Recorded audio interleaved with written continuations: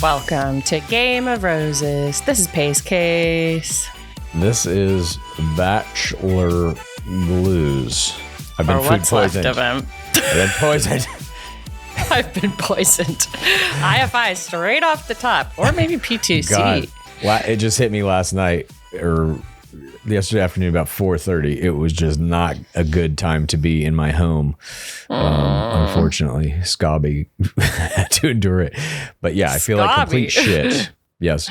I feel very bad right now. It will pass, but the show must go on, ladies and gentlemen. What we have for you today in this For the Digging record, Deeper. by the way, I desperately tried to convince Clues to not do this and for me to do it solo, but Oh no, I ain't missing these clips. Well, We got, look, this is the one episode I could have like lost a limb. I would be here for this episode. Oh my God. All the clips we got, pretty much. We have 15 clips. It's a beefy episode. Many of these clips, almost all of them, come from a program called Those Viall Files. I don't know if you know what happened You're in a this big past fan. week. Well, Clayton Echard and Rachel Recchia went on the Viall Files, and they delivered a lot of good tea about how that show was made, what the nature of the relationship is, who was also in talks to be on Perfect Match from the Nation, but didn't do it. Ooh, spicy. Exactly. So we're going to be covering all that. And then at the end of this Digging Deeper, stick around for it. We're going to have some clips from the much talked about appearance of one Dark Lord Harrison on Off the Vine with Caitlin Bristow. The Rory McIlroy of the nation. Can't wait to hear what he's got to say. You know what? Interesting. I'm the Rory McIlroy of food poisoning. Does that make any sense? I have no idea. Jesus, Food I'm lightheaded poisoning already. is the live golf thing. Yeah. Did you watch Happy Gilmore? We already talked about this. Happy I watched Gilmore like the 2. first 5 minutes of it. Couldn't get I past was like, it. When is he this kills the supposed to wife, be some sort of live thing? he kills his wife with like an errant golf shot in the first 5 minutes, and I was just like, I don't want to watch this. Why did he kill the wife? I guess it's to try to motivate him to quit golf. But There are these I feel like things. there were Look, other ways to do I that. didn't want to do this, but I'm going to do it. Have you ever seen Zoolander 2? Yeah. Okay. This is a movie written by one Benjamin Stiller. Yeah. At the time, he's married to the woman that plays his actual wife in the first Zoolander, or the love interest in the first Zoolander. And then they get married at the end of it. He also is, it's pretty widely known, obsessed with Tom Cruise. He Okay. impersonates him. He did that scene at the MTV Movie Awards with him where he's impersonating him to him. And so cut to Zoolander 2. Keep all that information in your mind. Zoolander 2, his wife character dies. That's like kind of in the very beginning of it. And then he has a new love interest played by Penelope Cruz, who at the time of shooting was dating Tom Cruise. So it's just to meet Tom Cruise? I think it's to be like, I'm at least fictionally dating Tom Cruise's girlfriend. Oh my God. In the movie. That is weird. If I was the wife, I'd be like, why are you killing me off? Huh? Be like, why are you killing me off? Babe. There's a scene in the movie where he talks to the ghost of his wife to get permission to have sex with Penelope Cruz. That's just how the story of Zoolander 2 had to go. There's just no story angle in which you could get around that, I'm pretty sure. Yeah, exactly. I'm not saying they're related, but like this idea of killing the wife character, it's like kind of baked into those 90s comedy guy movies, I think. Anyway, it's my 2 cents. That's not what we're here to discuss. We're here to get into these Just clips. ask me, call me up. There's other ways to motivate these things. Of course. You don't need to kill her with a golf ball. Yeah, and it's like not even funny. Like the real problem I had with the first 5 minutes of it was I was just like, what is this? I wasn't laughing at all. It wasn't fun to see the character again. I was just kind of like, this sucks. Well, And so anyway, I stopped was watching. wondering if that was some sort of metaphor for live golf, but I couldn't really understand the... Oh, maybe I'll have to Who all watch the it now. golf Now people you've got were. me reinterested. All right, let's begin this digging deeper. Are you ready, PaceCase?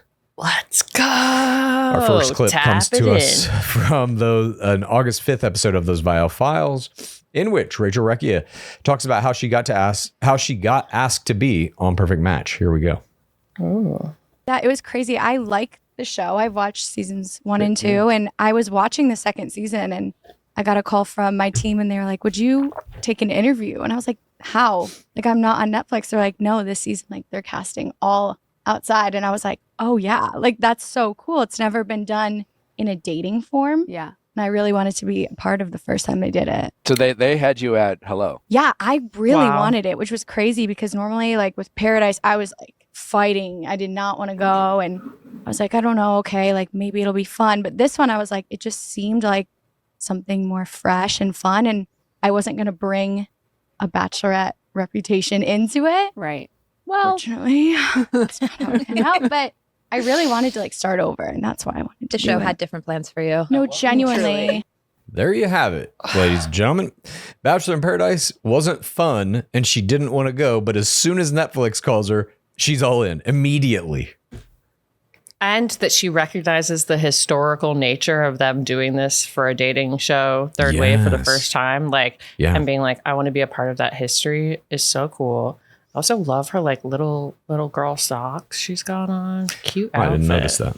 Didn't notice that. I'm not a big sock aficionado. Well, wake up, Clues. Pay Jesus. attention. I just love this, that this idea is being promoted, that the NRU is a fun place where you want to go and be part of this historic expansion of third wave group dating formats. And it's, we make this comparison all the time. BIP to Perfect Match to Love Island. She's making it right here in the casting, in the way the producers are treating her from the very beginning. She's saying, fuck BIP. I don't want any of that shit. But NRU, that seems fun. And I just think like these little things, these little interviews, they go a long way to also then showing what's Perfect Match season 4. Who are they going to get on that season? When you have a Bachelorette going on the Viall Files, Blake the Moynes. biggest podcast in reality TV, maybe other than Call Her Daddy, and saying, I love the NRU. It was a great time. Like everybody else who gets that call for season 4 is going to go if they're from outside the NRU. Who do you want in there? Honestly, I want to see Zoe in there. I feel like we didn't get enough Zoe in Bachelor in Paradise. Zoe McGrady.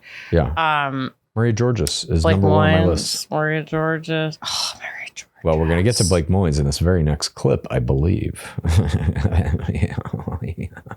Oh, You see. God. Okay. Let's just get to it. Here's our next Okay. clip. We got 15 Great clips this transition. episode. We can ramp it up. Sorry, I had to tell my whole story about Zoolander 2 at the beginning of this episode. I'm not sorry. Okay. Go watch Zoolander 2. See what you take away from it. All right. Our Okay. next clip comes to us from Those Viall Files. I remember August it being 5th. funny. Zoolander 2 was like, the first Zoolander had some shit in it that like, Got him. You started this. That first Zoolander, when the Alexander Skarsgård and his other model buddies are doing the fight with the gasoline pumps, that shit still to died. this day wrecks me. Died. Yeah. I think about that sometimes and I laugh. It's Yeah. so funny. There is some stuff that didn't age well I'm sure. in it. You know what really didn't age well? I bet there's like a lot of fat phobia. There's that. There's some misogyny. There's some stuff. There was an old show in the late 90s called Strangers with Candy. Amy Sedaris, David Sedaris' sister. I love and Amy Sedaris. one Stephen Colbert. He's one of the main characters in it. I just started rewatching it because I was like, what? Yeah, that show? Oh, it's on streaming. Let me check this out. I was like, holy shit. It's crazy what is going on in that show. There are definitely like clips that I'm sure those actors don't want to ever see the light of day again. All kinds of Streaming now. Great. improper language by today's standards, things that would get you canceled immediately. Interesting. I'll send you a clip of Colbert. You will not believe it's real. Yeah, I imagine there is all kinds of stuff, especially in, I bet even Happy Gilmore 1 there is. I haven't rewatched any it's of a these different in a era while. for sure. Comedies are hard to age well. I totally agree. Comedy more than any other genre is like so temporal because you're kind of reacting to the zeitgeist and how culture is and all of that. And that shit changes. And who's obviously. okay to make fun of. Exactly. Who's okay to make fun of? What's even funny? Who's determining these things? Like I always watch old 80s movies because I'm writing a movie right now that's about cops. It's called Moon Cops. I love that. And So I'm going back and watching a lot of like Beverly Hills Cop and 48 Hours, these old Eddie Murphy movies where he played cops. And it's like, Oh, the 80s N-word comedy? is in that. I can't. It's all over the movie. Yeah. Yeah. And it was like, that was just what comedy was in the 80s. It's pretty wild. Anyways, let's move on to the second clip, in which Recchia reveals another Bachelor player who was in talks to be in Perfect Match. Here we go. I really The thought universe. I was going to be the only one because I only knew one other person who interviewed and he turned it down. So I was like, it's Who's just that? Blake. Moynes? Mhm. Oh. Oh. I was like, isn't he married? I know, Like, too. I'm like, wait, I Married. think Jay and Nina and him are on a break. I think he's so he thinking can go to Horseman. Perfect Match season 4. Okay. I'm like, I know she's part of the Netflix family, but I didn't know like that close. Yes. Moynes, Honestly, okay. love Yes. that for him. Is he when- safaring right now? Is that why he wasn't available? I just think he was like very on the fence about it. Like he just didn't know if it Okay. was And right. y'all for are him. just like strictly friends. yes. Yeah. Oh my gosh. How many? I don't know how many more times I know, but it's I'll be just- saying this for the Did you rest date of my him life. too? No, they're like Okay. they go We're on their friends. safari trips together. He's like taking her out You're into the flying middle of them? the ocean. Yeah, we're like flying over the animals, Okay. like those it's vibes. very romantic, but like But very not. friends. Now, what can I say here? I know why he didn't say yes to this Bachelor? from my information systems, my channels. Yeah. He was in the running, like in a very real way, to be That's fucked. Grant Ellis, basically. And of course, that wound up not materializing. So he said no to this opportunity because of that. God, who would he have been with on Perfect Match? Anybody. I can already hear them, oh my God, he's a real man. He's a beefy man. All Think that of what he shit. does with the animals. Yeah, exactly. He's out there fucking I fucking around love with the lizards animals. and stuff. Yeah, I feel like Madison would be into it. Yeah. But I don't know, like, if Clayton Echard was kind of the notch down, if they were like, let's get Blake Moynes and Rachel Recchia. Oh, Blake Moynes is passing. Let's get Clayton Echard and Rachel Recchia.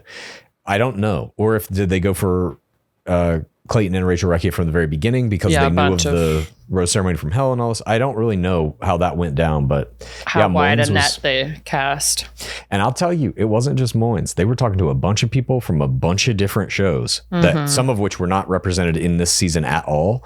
But I think season 4 is going to be, if they continue down this path, and I think they will, because this season right now is successful for Netflix. It's in their top 10. People are liking it. It's getting good, engagement. Oh shit! I just read a fucking article about Love Island USA season. It was the number one most watched, highest rated streamed program in the world across anything scripted, every platform. It beat Netflix. It was the number one most watched show while it was on, period. End of story. Exactly. Oh my God. Oh my God. Yeah. We in a different time I'm so now. happy. Wow. I know. I just finished the UK finale. Great. Watch that season. Oh, nice. As I keep referencing. But I just posted, the pregnancy announcement via the Us Weekly cover that you photoshopped together. Yeah. And I couldn't extract it from Love Island. I guess this is my scream. Mamacita was all over it. Mm. You are a It's Mamacita powerful. now. It's ironic. It's iconic. An iconic season. I'm a Mamacita. I don't think I'm a Mamacita yet, except to Luca. Yeah. That's all right. Of what? A dog? You can say yes to that. Of a dog. I'm a mommy. Of Luca Mamacita? Tony, the dog. Of what? A dog? Yes. Wow, that's amazing. I know. God. So are they going to do a winter season or what? Like, what I don't does know. this mean? I don't know what's in their plans, but like to have the number one show period across everything, like any way people can watch TV shows, it was the number one most watched thing for the period of time it was on. The Just casting astounding. for season 8. I Yeah. mean, We're going to see. We're going to are see you what coaching happens. some Liuzas? I'm doing what I can. We'll see if anybody makes it in, but I'm actively pursuing that as a goal. Yes. Cool. All right, let's move on to clip number 3 from Getting those those same toilets clues. Viall File. You know what I'm also doing is a little bit of that Love is Blind, which I've never had anybody in a Love is Blind yet, but there are like 3 shows about to shoot in different cities, and I'm talking to people who are in the casting process of all of them, and that show will be way easier to coach because they get their phones halfway through it. I can literally coach them as they're in the game. And you can like have them do like set up their own knock knocks and stuff. Yeah. Like, I'm in Minneapolis right now, young country, right? Mm-hmm. And at dinner, whatever the last dinner is I was talking about, some guy comes over who knows Jake's family, and after he leaves, he's like, oh yeah, that guy was on Love is Blind. Like Minneapolis, but like didn't like get engaged or whatever. But I was like, oh my God. He disappeared. Okay. Wow. Yeah, I forgot. Small world. Austin is like that world. too. It's a small kind of town. I feel like I don't want to put any carts before horses, but it's possible I can send in teams to Love is Blind that will have to act like they don't know each other. Thruple engagement. We'll see. We'll see. All right, moving on. Our next clip comes to us from those Viall Files, same episode, August 5th. This is with Rachel Recchia. In this clip, she explains how she was 4TRR on The Bachelor, but the NRU is a totally different beast. Here we go. The same premise with Juliet, that she's just working. I don't feel like I was working though. No, you weren't then. But now you But understand now that you you are working with understand. people who are working. I understand that from doing Netflix. I never experienced that on The Bachelor. But now you know. Interesting. Why? The Love Island people, especially, they know what they are doing. And I come from a mindset of like, even though this is all real, fun, this is all genuine. I Yeah. still genuinely like want to find a man and like a boyfriend, or like this could be something for me and it's fun. But they are like, I gotta get a bet till next No. week, and I'm You gotta like, stay. Yeah. what's the prize? Isn't it? Like No, you're for- right though, because like on Bachelor, it is just ingrained into you that you have to be genuine. You cannot have the wrong intentions, and so you're just like ingrain it into yourself that like I am only fucking here for love. Don't anyone question. Genuinely my though, motive. but I feel like that. Like I still am there because I do. Like, that Sure, would be but like you can amazing. I think in Bachelor world you can simultaneously Mhm. be open to meeting people and genuinely want to meet someone, and also recognize that like you signed up for a TV show. I was I